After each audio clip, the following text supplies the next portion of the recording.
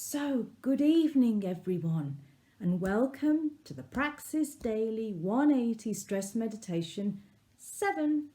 And welcome back to my treatment room, my polarity room. And I'm going to just give a quick scan of Durga, polarity schematic wiring diagram, and Van Gogh. Three key forces that I work with when I'm working with polarity treatments because they're really powerful.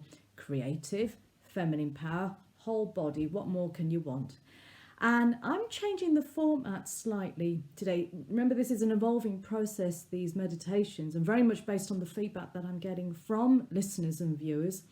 And what I've realised was how important it is to give some preamble in terms of the context, what I used to do in yoga classes, to give the theme, give some information, and then we do the practice, hence part 1 and part 2. So you can decide whether you want to just focus on the information or the practice or both, entirely up to you.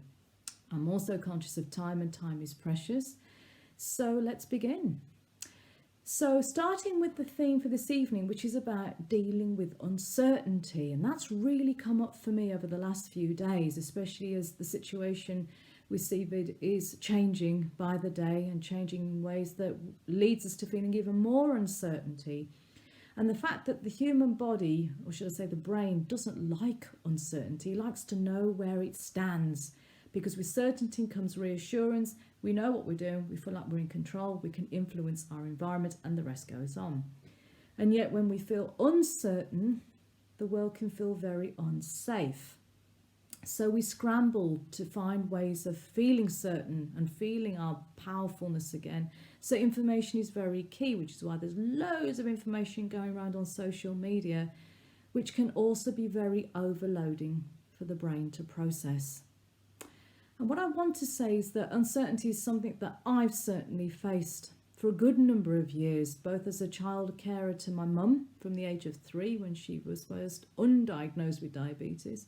And I lived in a very tumultuous world of uncertainty with where she was in terms of her health, and nobody knew what was wrong with her for 2 years. So that was very, very scary for a little girl. But more recently, over the last 6 years, was Richard's sight loss and hearing loss, and our world has changed completely. And literally, as he was fumbling in the dark, metaphorically, I was fumbling in the dark physically. I didn't know what to do. My world felt like it was imploding. So uncertainty became very, very key in my life. And I would experience it, we all experience it in different ways. So anxiety was mine, and feeling absolutely panicked and reaching out for help, but there was no help. I had to suss it out as both his wife and carer to ensure that my role in terms of safeguarding and risk assessing was up to speed. And what I realised was that the only way I could help myself was to acknowledge that I was feeling panicked, I was feeling extremely anxious and extremely lonely.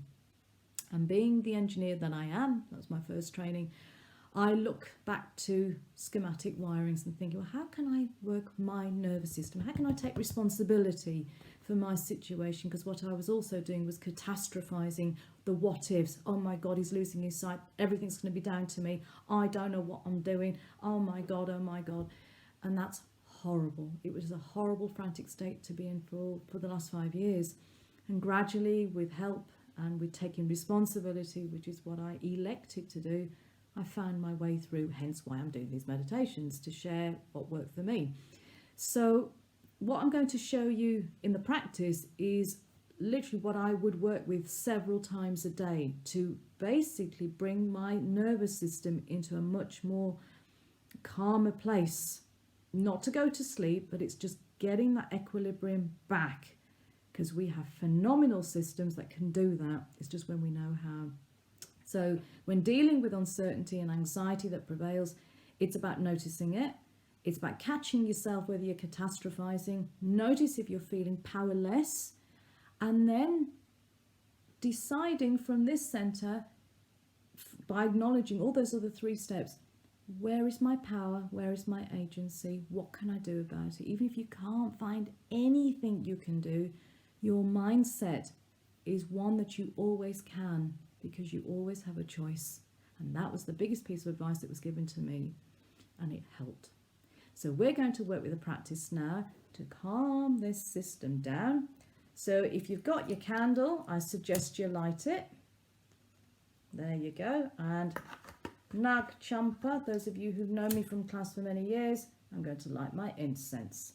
So together, we're now going to practice. Are you ready? Shall we start? Let's go.